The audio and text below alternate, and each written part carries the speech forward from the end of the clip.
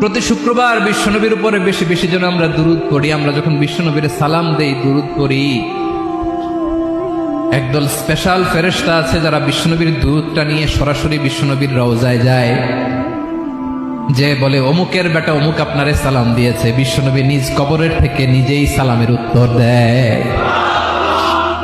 বিশ্বনবীর ভালোবাসা যেন আমাদের হৃদয়ে থাকে, বিশ্বনবীর সুন্নাহ দিয়ে যেন আমাদের জীবনটাকে সাজাই করা যাবে ইনশাআল্লাহ।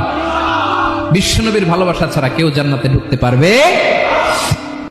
নামাজ শেষে 33 বার সুবহানাল্লাহ, 33 বার আলহামদুলিল্লাহ, 33 বার আল্লাহু আকবার, 3 33 এর 99, 100তম মিলাবেন এইভাবে, লা ইলাহা ইল্লাল্লাহু ওয়াহদাহু লা শারীকা লাহু, লাহুল মুলকু ওয়া লাহুল হামদু ওয়া আলা কুল্লি শাইইন কাদির। পড়েন, আপনারা পড়েন। বিষ্ণু বলেন নামাজের পরে যদি 33 বার সুবহানাল্লাহ, 33 বার আলহামদুলিল্লাহ, 33 বার আল্লাহু আকবার, এরপরে 100তম বার লা ইলাহা কেউ পড়ে, তার যদি সাগরের ফেনা পরিমাণ গুনাহ থাকে, আল্লাহ তাআলা তার সব গুনাহ মাফ করে দেয়।